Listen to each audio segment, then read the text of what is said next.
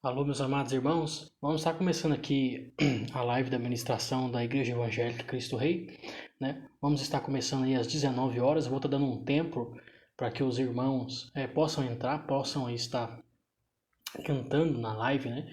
Possam estar aí entrando ao vivo.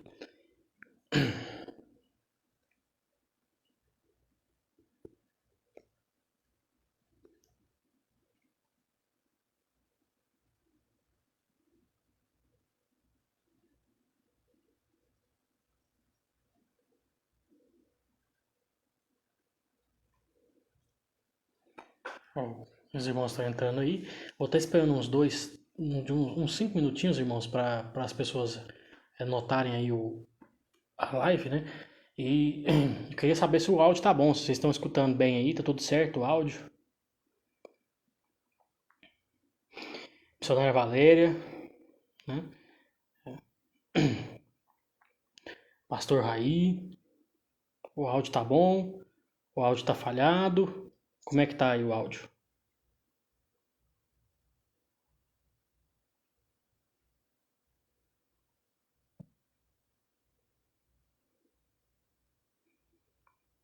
Tá funcionando o áudio direitinho, meus irmãos? Tá saindo a voz aí, todo mundo tá escutando direitinho?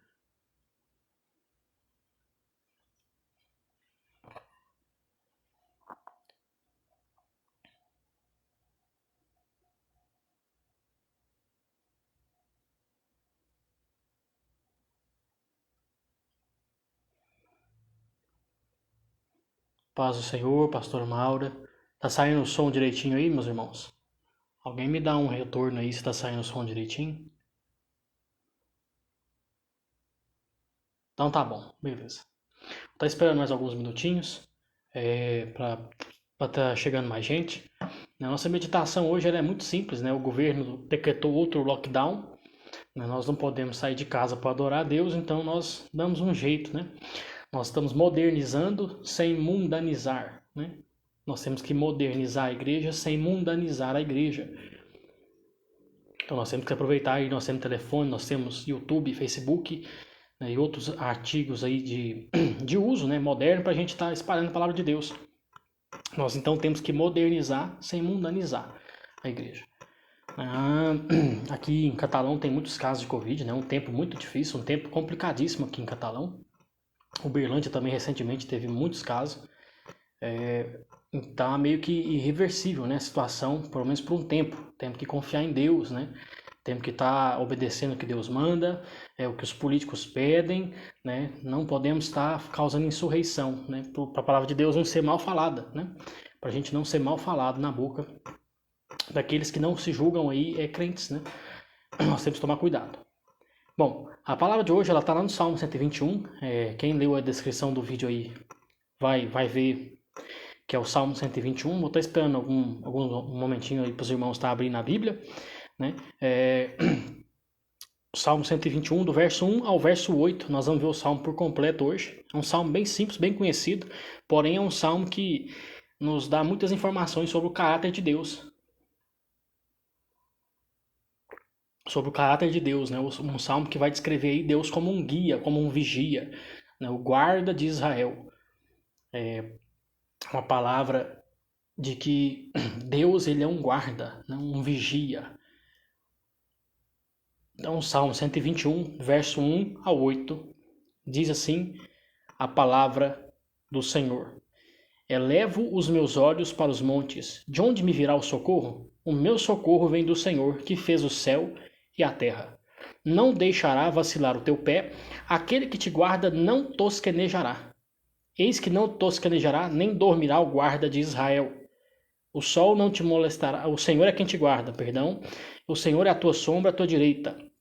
O sol não te molestará de dia, nem a lua de noite. O Senhor te guardará de todo mal. Ele guardará a tua alma. O Senhor guardará a tua entrada e a tua saída, desde agora e para sempre. Vamos fazer um momentinho de oração. E eu vou estar explicando aqui a palavra de Deus para você aí que está aí acompanhando. Amém? Feche seus olhos, vamos orar, elevar o nosso pensamento ao Pai.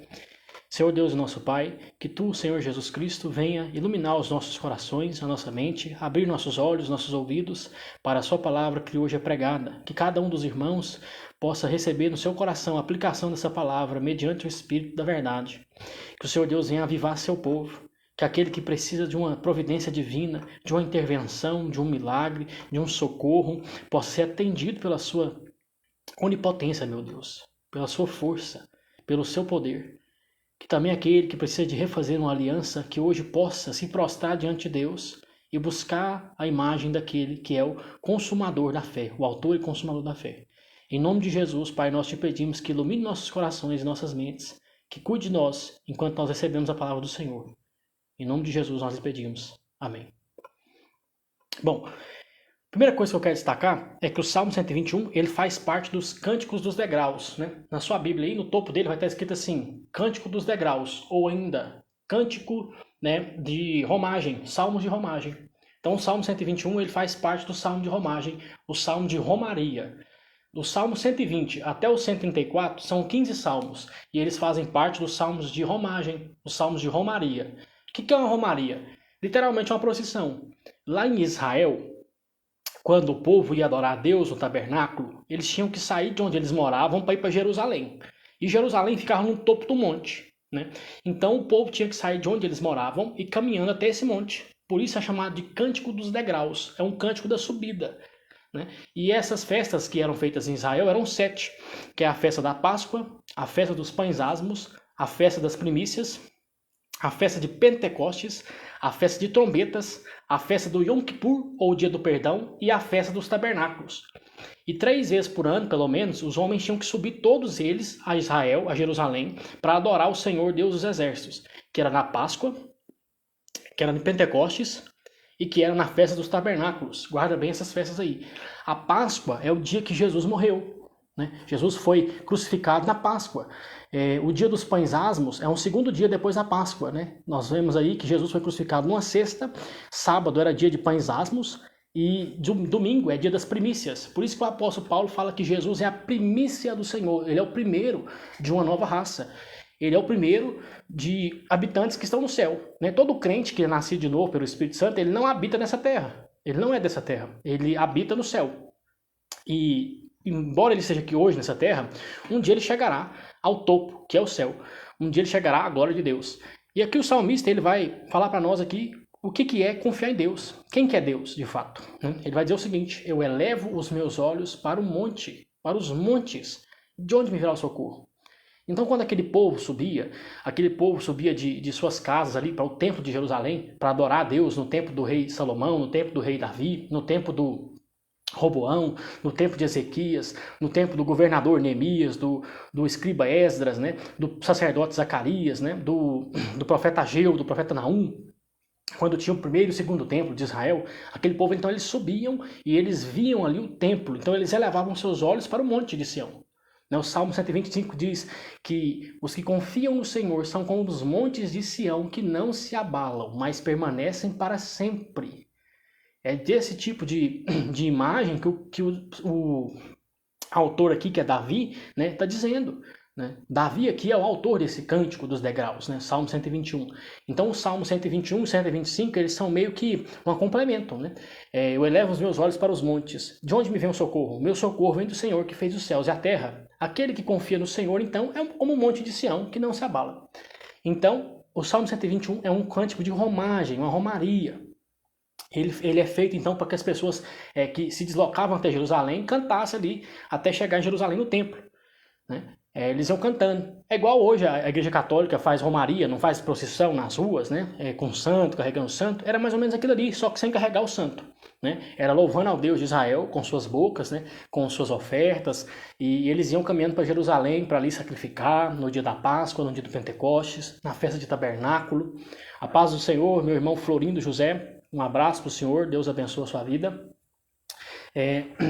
A questão então era que aquele povo subia ali e ia louvando a Deus, né? Com os cânticos, os degraus, e ali cada um ia louvando. E aquele caminho ali era um caminho muito difícil, porque muitas pessoas moravam num deserto. Um deserto, você sabe que é um dos ambientes mais agressivos que existe na face da terra.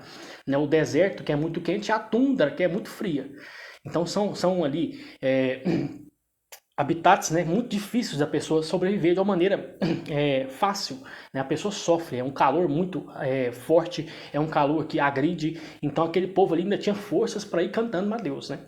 Aquele povo ainda tinha forças para dizer que o nosso socorro está no Senhor que fez os céus e a terra. Então a primeira coisa que eu queria dizer é que nós não devemos procurar o socorro no mundo. Nós não devemos procurar o socorro no mundo, meu irmão. Por que motivos? Porque ele está dizendo o seguinte: o nosso socorro vem do Senhor. O crente que procura socorro no mundo, ele está fadado a fracassar, meu irmão. Por que motivos? Porque o Senhor não aceita que você busque socorro no mundo. Eu vou te citar uma passagem. O rei Josafá era um rei justo, fazia o que era bom aos olhos do Senhor. O livro de Crônica dos Reis diz que ele era um dos melhores reis que Israel já teve, que Judá teve. Só que em algum momento o rei Josafá ele faz uma aliança com um rei ímpio, chamado Acabe. E diz que o Senhor se irou muito contra Josafá. E se irou tanto que ele afundou os navios que Josafá tinha. E quando Josafá volta da guerra, o rei Acabe tinha morrido, tomado uma flechada lá na guerra. A primeira coisa que Deus faz é enviar um profeta lá e falar o seguinte: Josafá, você não morreu porque você orou no meio da guerra. Porque eu odeio quem faz aliança com ímpios. E para que você saiba que eu sou Deus, eu vou afundar os seus navios que você fez em aliança com Acabe. Você vai ver isso lá no livro de 1 Reis, capítulo 22, e também no livro de 2 Crônicas, capítulo 20, se eu não estou enganado. 20 e 21. Então você vai ver esse tipo de coisa que você busca ajuda no mundo, não funciona. Não dá certo esse negócio. Né? As pessoas que buscam ajuda do mundo, elas não conseguem reter nada de Deus. Outro homem que buscou ajuda do mundo, mesmo sendo mais sábio que andou na terra, é Salomão. Se prostrou aos ídolos, se prostrou a santos de pau e pedra, e Deus se irou muito. A Bíblia diz que Deus, nos dias de Salomão, quando ele estava velho, se irou muito com Salomão. Né? Ele ficou muito irado. A ideia de quando fala que Deus está irado é que está saindo fogo das ventas de Deus. Que está saindo fogo. É igual o desenho animado. A cabeça de Deus está pegando fogo. Está com muita raiva. Por quê? Porque Salomão fez o que era mal. Então nós não devemos procurar socorro no mundo. Nós não devemos procurar socorro em ídolo de pedra, ídolo de pau, né? Em pessoas. A Bíblia diz que nós temos que depositar nossa alma em Deus. Né? Lá em Atos 16, 31 diz o seguinte: o que eu farei para herdar a vida eterna e para ser salvo? Aí ele é respondido: crê no Senhor Jesus Cristo e serás salvo tu e a tua casa. Senhor Jesus Cristo, somente Jesus, somente o Deus de Israel, somente o Espírito Santo é a sua ajuda. Deus é capaz de mandar um ímpio te salvar, mas você não pode se dobrar ao ímpio. Correto? É a primeira coisa que eu quero dizer para você. Segundo, verso 2. Verso 2 diz o seguinte: o meu socorro vem do Senhor que fez o céu e a terra. Então a primeira coisa, de onde é que vem o socorro? Do Senhor. Não pode ser do mundo. Amém, pastora Lia. Deus abençoe a senhora. Paz do Senhor. Né? Então o socorro vem do Senhor. Do Senhor. O que essa palavra Senhor significa? Senhor no hebraico significa Adonai. Quer dizer que é um Deus todo-poderoso, é um Deus que tem poder, que não é medido pela classe humana.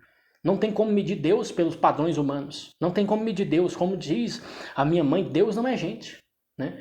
Deus não é gente. Deus não age como os homens. Geralmente Deus usa o que é improvável para fazer o que não é provável. Né? Então Deus ele usa o que não é certo, né? Tipo assim, o que não é provável que aconteça, para fazer com que aconteça. Quer um exemplo? Quando os israelitas estavam sendo afligidos pelos filisteus, o povo queria sair à guerra. Mas Samuel fala o seguinte: vocês estão sofrendo porque vocês quiseram pegar um rei no lugar de Deus. Mas eu vou clamar ao Senhor, e o Senhor vai mandar livramento. Não precisa vocês pegarem nenhuma arma. Vocês não precisam pegar nem escudo, nem flecha, nem lança, porque o Senhor vai dar livramento sem que vocês façam nada. E diz que Samuel clamou e Deus mandou trovões, que Deus mandou ali um ataque da natureza contra aquele povo, e aquele povo foi linchado, foi jogado por terra. Né? Então o crente ele tem que buscar a aliança com Deus. A primeira coisa então é que Deus é todo poderoso. A segunda coisa, a palavra Senhor na Bíblia, ela nunca é usada para um Deus irado. Você pode perceber o seguinte, que toda vez que Deus ele diz que ele é criador, a palavra é Deus na Bíblia. A palavra Elohim no hebraico, né, diz que Deus é criador. Quando Deus é criador, quando diz assim, e Deus se irou, quer dizer que Deus não tem aliança com aquele povo. Né? Fala lá em Gênesis capítulo 6, e viu Deus que o que o homem fazia era continuamente mal. Ou seja, a palavra Deus, quando é usada para se referir às pessoas, se trata de Deus de longe. um Deus que está trazendo julgamento. E quando fala Senhor, é a palavra que está fazendo com que Deus é aliançado com o povo. Nesse caso aqui, o Senhor é aliançado com Israel. Né? O Senhor é aliançado com Israel e é aliançado com a igreja. Deus ele tem aliança com o seu povo. Então a palavra Senhor diz que Deus é um Deus pessoal, meu e seu. Ele é meu Deus, ele é nosso Deus. Não é o que Jesus diz lá na cruz? Ele fala assim, Deus meu, por que me desamparaste? Ele é um Deus pessoal, é um Deus que fez uma aliança comigo e com você, através da cruz de Jesus Cristo. Esse é o primeiro ponto. Né? O primeiro ponto, então, é que Deus é todo-poderoso. O segundo ponto é que Deus ele é um Deus que fez uma aliança com você. Atos 20, 28 diz o seguinte, que Deus comprou a sua igreja por preço de sangue. É um preço que ninguém pode pagar. Então é um Deus pessoal, um Deus que fez uma aliança comigo e com você. E que aliança que é essa? É o Novo Testamento. Né? O Antigo Testamento ele era feito, como diz Hebreus, por sangue de bodes e de touros e de uma novilha que era sacrificada e era jogada sobre o povo. Mas aí o escritor de Hebreus fala o seguinte, mas muito mais poderoso é o sangue de Cristo que purifica a consciência, purifica o coração e dá santidade. Está lá em Hebreus 9, 12 ao 14. Você pode ir lá conferir essa passagem. Ele vai dizer o seguinte, que Jesus conseguiu eterna redenção. E Paulo, que escreve Romanos, e na minha opinião escreve Hebreus também, né, ele vai falar o seguinte, que não só conseguiu redenção para mim, mas conseguiu acesso para você e para mim a Deus. Então tudo que eu e você tem de dificuldade, inclusive o socorro, nós podemos pedir a Deus. Amém? Essa é uma palavra, meu irmão, para você guardar para você. Né? Muitas pessoas elas têm um entendimento superficial da Bíblia, né?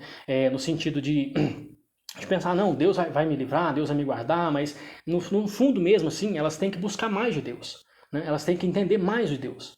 Não estou dizendo aqui que é para você se enfornar no estudo bíblico a ponto de ficar somente aqui na cabeça, mas você tem que se desenvolver espiritualmente. Né? Tem que elevar os olhos para o monte. Né? Isaías 45, 22 diz assim, olhai para mim e sede salvos, vós todos os termos da terra, porque não há outro Deus senão a mim, e eu sou o único Senhor. Jurei por mim mesmo, diante de mim todo joelho se dobrará e toda a língua confessará que eu sou o Senhor. Isaías 45, 22 e 23. Então Deus é o socorro. E a palavra, no verso 2 aí, que fez o céu e a terra, está garantindo para mim e para você, meu irmão, que ele é poderoso. Essa palavra aí, como diz o grande profeta do século passado, A.W. Tozer, vai nos dar que Deus é supremo. O que significa Deus ser supremo? Ele não precisa do carimbo de ninguém. Ele não precisa do carimbo meu, ele não precisa do carimbo seu. Quando Deus age, até o diabo tem que se dobrar. O mundo tem que se dobrar. O mundo se dobra diante de Deus. Satanás se dobra diante de Deus. O pecado tem que sumir diante de Deus. E a bênção tem que vir em nome de Jesus. Amém? É um tempo de aflição para mim e para você. Deus me trouxe essa palavra aqui porque é um tempo de nós estamos sendo atacados por todos os lados. Eu e você estamos sendo atacados por todo lado que nós vamos. É Covid, é dificuldade financeira, é dificuldade familiar, é pressão econômica, é pressão de política. Né? As pessoas não sabem mais o que acreditam. Elas não sabem mais aonde elas recorrem. Elas não sabem mais aonde elas buscam. Uns estão buscando ajuda no dinheiro, outros estão buscando ajuda no mundo, outros não estão buscando ajuda de ninguém. Está pior, já entregou os pontos. Mas nós não, nós temos que buscar a ajuda que vem do Senhor, que fez o céu e a terra. Deus é supremo, Deus coordena tudo, meu irmão. Deus coordena tudo. Deus coordena todas as coisas. Não é isso que diz a Escritura? Lá em Daniel 4:35, né, que ele tem todas as coisas nas suas mãos, os exércitos celestiais, né, o céu e a terra, e que diante dele o barro não pode falar que fazes.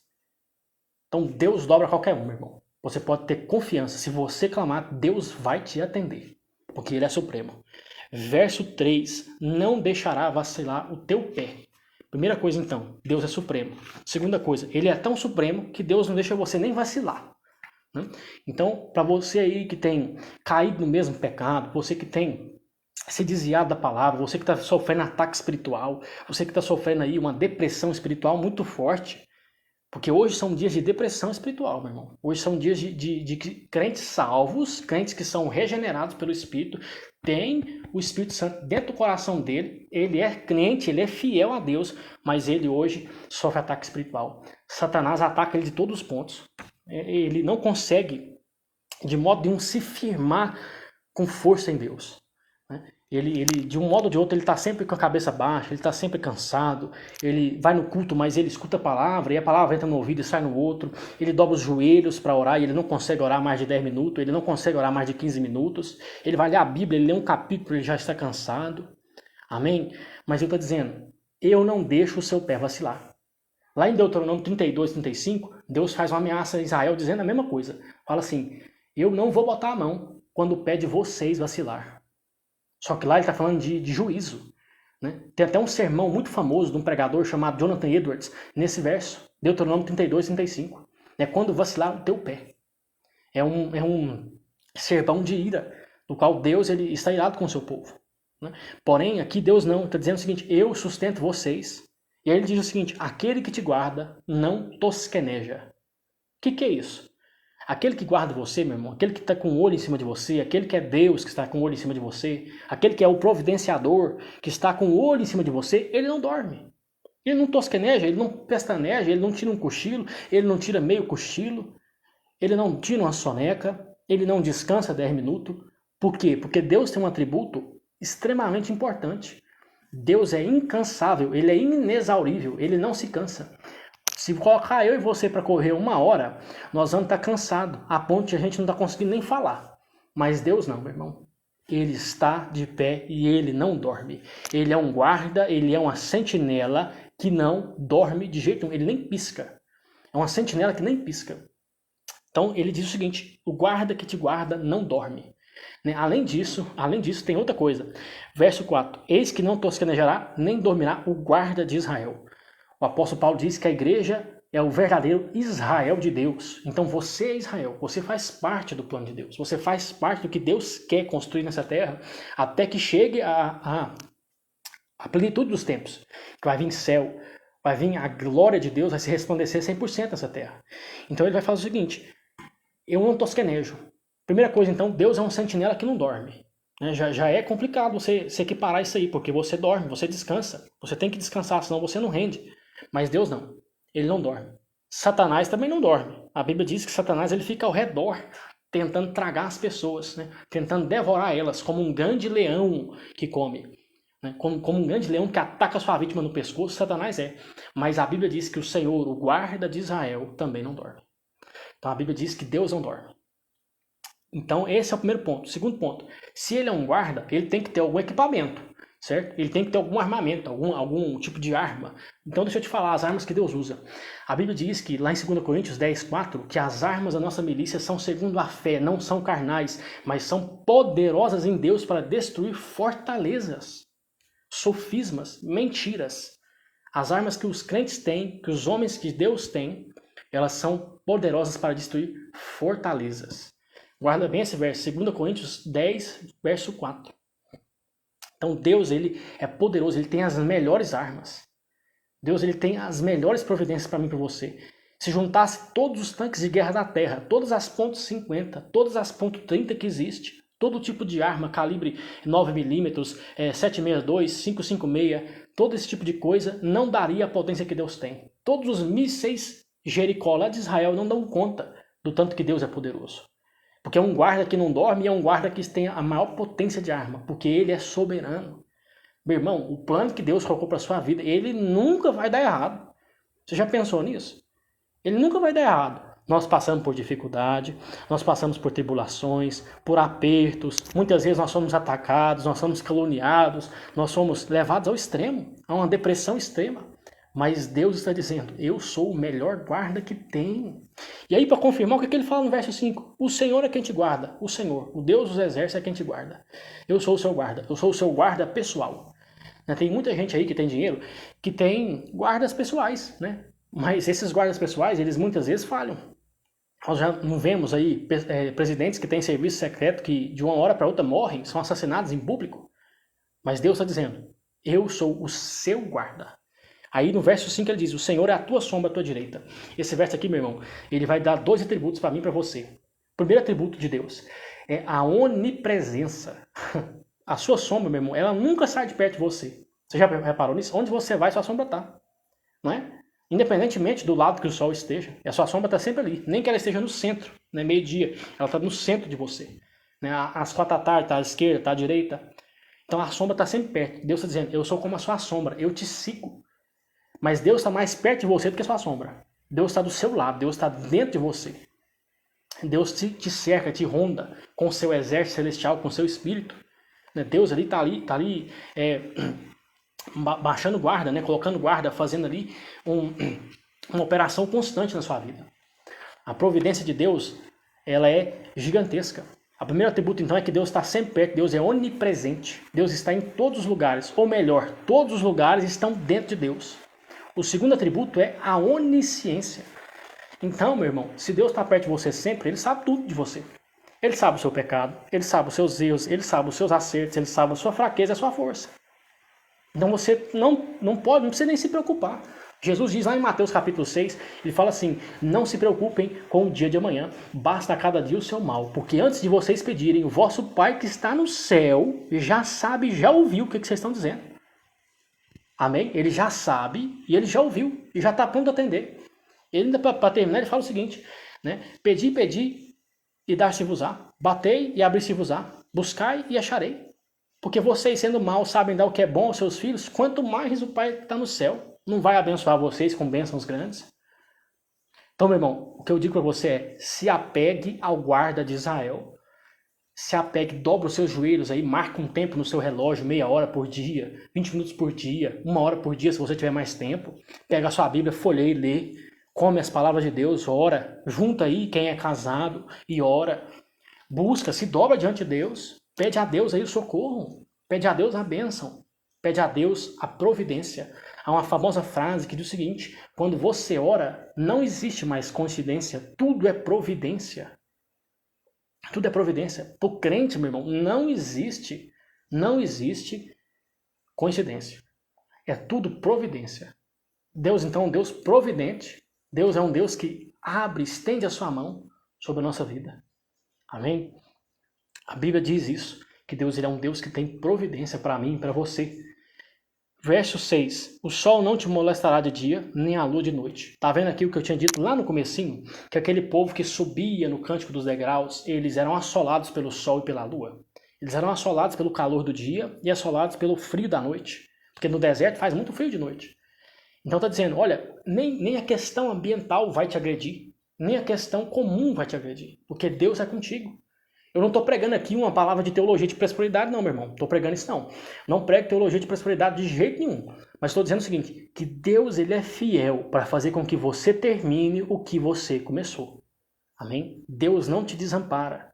Deus não vai te deixar de lado. Deus não vai te abandonar.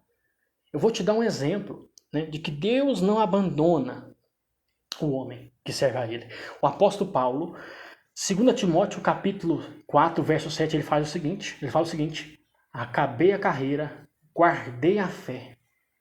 Desde agora me está preparada a coroa da justiça, ao qual o justo juiz tem para mim, e não somente para mim, mas para todos aqueles que amam a sua vinda. Aí lá no verso 16, 2 Timóteo 4, 16, ele fala o seguinte, eu tive que me apresentar a Deus. Na minha primeira apresentação, ninguém compareceu, ninguém veio eu defender aqui, mas o Senhor me assistiu. E eu fiquei livre da boca do leão. Amém? O apóstolo Paulo, ele é um homem que foi abandonado por todo mundo, um homem que virou o mundo de cabeça para baixo. E ele explode numa das frases mais excelentes que eu acho na Bíblia. O Senhor me assistiu e eu fiquei livre da boca do leão. Amém? Da boca do maligno, da boca do mal, da boca do mundo. E não só isso, meu irmão, ele ainda pregou para aquele povo. Ele ainda fez uma pregação para aquele povo. Se você vê o livro de Atos, toda vez que ele era preso, ele aproveitava para, quando ele estava preso ali, ele começava a falar do evangelho. E diz que até os reis se dobravam diante dele. Não é o que o Agripa fala para ele lá? Paulo, estás louco? As muitas letras se fazem delirar. Então ele aproveitou aquele sofrimento ali para falar de Deus. Aproveitou aquela situação para falar de Deus. Deus não abandonou Paulo nem na cadeia, nem preso. Verso 7. O Senhor te guardará de todo mal. A palavra mal aqui, meu irmão, é de tudo que é maligno. As pessoas acham que é tudo que é mal. Tudo que acontece é maligno. Nem tudo que acontece é maligno, meu irmão. Nem tudo que acontece é diabo. Pode ser o seu pecado também. Pode ser a ira do mundo. Pode ser a inveja alheia. Pode ser problemas com a consciência. Mas aqui a palavra mal é maligno. O que vem das trevas. A Bíblia diz que o mundo está cercado de trevas. Né? Se você ler os filósofos antigos também, vão dizer que haviam anjos ali lutando, né? Principados, potestades, seres malignos, seres bondosos, espíritos do mal, espíritos do bem, lutando ali um contra o outro. Né? Mas na Bíblia diz que também existe isso. São o que nós chamamos de anjos e demônios. Né? Os principados, os potestades, né? O principado, né? O arquês. O principado é alguém que toma conta de um território. Né? O arcanjo Miguel, ele é um principado de Deus. A palavra é arques angelos. Né? Arques angelos significa o primeiro anjo, o principal anjo. Né? Então, a principado é alguém que toma conta de um território. A potestade é alguém que toma conta de um subterritório. Seria tipo um subtenente. Né? O principado, ele é um tenente, a potestade é um subtenente. E as hostes malignas desse século das regiões celestiais são os demônios que tomam conta ali dos pequenos bairros, dos pequenos lugares. Então, essa é a ideia. Né? Há anjos que são anjos pessoais, anjos que são anjos territoriais e anjos que tomam conta de nações. É isso que a Bíblia diz. Quando você estuda a palavra de Deus no original, essa é a ideia. Né? Mas Deus está dizendo, eu te livro do mal. Meu irmão, quantos livramentos Deus já te deu hoje? Para pensar. Quantos livramentos Deus já te deu hoje? Você não está doente? Você não está encarando uma situação tão grave como poderia? Mas Deus tem te deixado na prova muitas vezes para que você seja lapidado, para que você seja transformado. Deus quer transformar você. Né? Em que Deus quer te transformar? Na imagem de Jesus. Amém? E aí diz alguma coisa aqui, algo muito importante no verso 7, 121, verso 7. Salmo 121, verso 7 diz a coisa mais importante desse salmo. O seguinte, ele guardará a tua alma. A Bíblia diz que o mais importante não é o tanto de dinheiro que você tem. Isso mesmo, pastor Raí. O Senhor é zeloso. Naum capítulo 1, verso 2. Naum capítulo 1, verso 2 diz, o Senhor Deus é zeloso, um Deus irado, cheio de ira, que tem zelo pelo seu povo. Um Deus que ama seu povo tanto que ele é capaz de corrigir aquele povo, nem que seja apertando ele. Amém? Mas aqui está dizendo o seguinte, olha, verso 7, ele guardará a tua alma. A coisa mais importante do evangelho, irmão, não é o seu dinheiro, não é a sua casa, não é a sua empresa, não é, meu irmão, o seu salário, não é, meu irmão, a sua doença, é a sua alma. Meu irmão, a coisa mais importante do evangelho é a sua alma, a salvação da sua alma. Jesus diz o seguinte, Marcos 8,34, quer seguir eu? Toma a sua cruz, venha após mim e siga-me. Aí ele diz o seguinte, porque o que vale de ganhar o mundo inteiro do que perder a sua alma? Jesus então apresenta uma conta para mim e para você, uma matemática. Ele está dizendo o seguinte, o mundo inteiro, tudo que tem no mundo, todas as empresas, a Amazon, né, a Apple, a Microsoft, o Bill Gates, né, o Jeff Bezos da Amazon, nenhum desses homens pode comprar a salvação da alma. Né? Eles não podem conquistar a salvação da alma com dinheiro. Ele fala, para conquistar a salvação da alma, tem que tomar sua cruz, vir após mim, seguir-me. Porque o que vale é a sua alma. Deus, então, ele é poderoso para guardar a sua alma, meu irmão. A sua alma que vai prestar julgamento para Deus. Coríntios diz o seguinte, 2 Coríntios 13:5, analisai o homem a si mesmo para se ver se procede na fé. Amém? Ele vai falar o seguinte, porque cada um de nós vamos ter que dar conta pessoal a Deus. Tem uma frase muito famosa no meio pentecostal, no meio arminiano, né? Batista também, que diz assim, que a salvação é individual. É verdade, meu irmão, a salvação é individual, é eu e você, é a minha alma e a sua. Eu e você tem que se arrepender do pecado, eu e você tem que buscar Deus, eu e você tem que se voltar para Deus. Amém? Eu e você tem que buscar Jesus Cristo. O caos moral que está na sociedade, as coisas terríveis que nós vemos, homicídio, coisa de pai matando filho, essas coisas terríveis, se dá por conta do abandono da lei de Deus. É simples. É simples. Né? Sempre existiu esse tipo de comportamento, mas hoje se vê um aumento extraordinário desses acontecimentos. Né? Então Deus guarda a sua alma. Deus tem que guardar a sua alma. O padrão moral de Deus é muito alto para você conseguir. Por isso que ele fala que tem que crer no Senhor Jesus Cristo para ser salvo tu e a tua casa. Né? Romanos 3:23 é uma palavra também fortíssima. Diz assim, que todos pecaram. A palavra todos é todo mundo que nasceu até hoje é pecador. Né? Mas são justificados gratuitamente por Deus através da graça do Senhor que há em Cristo Jesus. Amém? Nós somos justificados pela fé. Nós somos transformados à imagem de Jesus Cristo quando nós recebemos o Espírito Santo. A alma do homem, então, é a coisa mais importante, meu irmão. A sua alma aí, você que está me assistindo, é a coisa mais importante que você tem. Não é seu dinheiro, não é a sua despensa, não é o seu salário, não é o emprego, não é o Covid, não é o governador, não é o presidente Jair Messias Bolsonaro, não é a situação dos Estados Unidos, é a sua alma. Amém? Não é a situação da moeda, é a sua alma, meu irmão. A sua alma é a coisa mais importante que tem na Bíblia.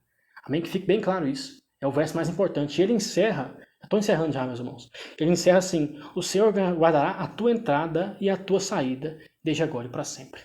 Ele começa então, elevando os olhos para o monte, pedindo socorro. Né? O homem tem que pedir socorro, meu irmão. Muitas das vezes quando fala, quase todas, nós não temos capacidade de resolver as coisas.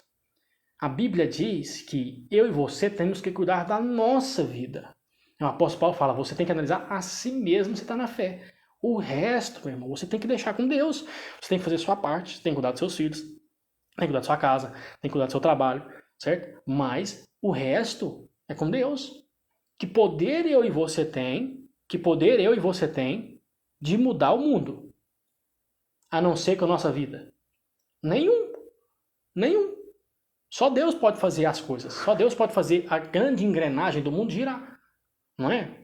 Não é isso que a Bíblia diz? Que eu e você temos que dar conta da minha e da sua alma. Amém? Que nós devemos carregar os fardos uns dos outros, mas sempre atentando para nós. O que o apóstolo Paulo fala lá em Coríntios? Ele fala assim, eu oro por mim mesmo, porque depois de pregar para todo mundo e salvar muitas almas, eu não posso cair da fé. Eu não posso me afastar de Deus, eu não posso me afastar do caminho. O apóstolo Paulo fala, eu tenho que dar conta da minha alma, eu já estou salvo, eu recebi o Espírito, o fogo de Deus desceu sobre mim, então eu tenho que dar conta da minha alma. Amém? Então eu tenho que buscar socorro em Deus. Se a situação apertar, pode confiar no amigo que você tem, pode sim. Se não for uma pessoa que vai te fazer mal, pode sim. Mas a primeira pessoa que tem que saber da sua situação, que você tem que apresentar o seu panorama é Deus. É Deus, é Jesus Cristo, é o Espírito Santo. Você tem que falar com Deus, buscar o socorro em Deus, no Senhor da glória. Amém, meus irmãos? Essa é a palavra de Deus aqui hoje, né? Que você aí que tem necessidade de ser confortado, de precisar ser abençoado, busca o Senhor, né? Busca socorro em Deus, busca socorro na graça de Deus, no poder do Espírito, na bênção de Deus, na palavra de Deus. Quando tiver oportunidade, retorna para a igreja, não deixa de congregar não. Depois dessa pandemia aí, muitas pessoas saíram da igreja, largaram o culto, largaram a igreja, se desviaram mesmo, se tornaram ímpias, né? Então não faz isso. Não destrua a sua própria alma. Você vai dar conta a Deus. Amém? E tomara que a sua conta seja boa. Tomara que a sua conta seja santa. Tomara que a sua conta seja cheia de atos para Deus. Né? Da menor esmola até a maior oração que você tiver feito. Amém? Vamos orar para terminar o culto, né? Para que Deus encerre com a sua graça, para que Deus venha nos abençoar aí nesse resto de mês, nessa semana que se iniciou hoje. Amém?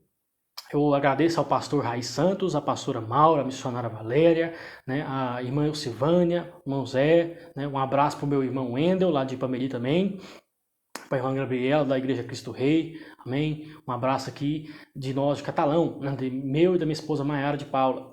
Vamos estar orando para estar encerrando o culto. Em nome de Jesus, que você possa ficar na dispensação da graça de Deus e buscar o Senhor aí com tudo que você tem, né? Com todos os esforços que você tem, você poder buscar Deus. Amém? Vamos estar terminando a pregação, amém? Senhor Deus, nosso Pai, Senhor, nós elevamos o pensamento a Ti agora, Jesus, para que o Senhor Deus frutifique essa palavra, para que o Senhor Deus venha frutificar o que foi explicado aqui no meu coração primeiro e no coração dos ouvintes. Que o Senhor Deus venha avivar a sua igreja, que esse povo possa se prostrar diante do Senhor e pedir socorro, que nós possamos ser atendidos pela sua providência, meu Deus. Que o Senhor, através do seu Espírito, através da providência, através dos milagres e dos muitos sinais que o Senhor faz, o Senhor venha nos tirar do lamaçal. Que o Senhor Deus livre nossos pés da rede, Deus Santo. Que o Senhor Deus venha abençoar a família de cada um que se dispôs a assistir e que ainda vai assistir esse vídeo. Que em nome de Jesus o Senhor Deus possa abençoar aquele que está na dificuldade, aquele que está passando por um período turbulento, que o Senhor Deus venha trabalhar no coração dele. Em nome de Jesus venha livrar a situação desse homem, dessa mulher, dessa pessoa que me assiste, esse jovem. Que o Senhor Deus venha entrar com a providência, que o Senhor Deus venha entrar com a palavra de cura, que o Senhor Deus venha entrar com a palavra também de ensinamento, de sabedoria para os seus crentes, meu Senhor.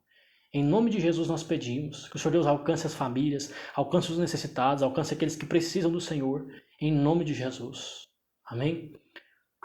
A bênção apostólica, né? Que a graça de Deus, a comunhão do Espírito Santo e o amor de Jesus Cristo esteja com todos nós, não só hoje, mas para todo sempre. Amém. Amém, meus irmãos? Agradeço aí a assistência de cada um, né?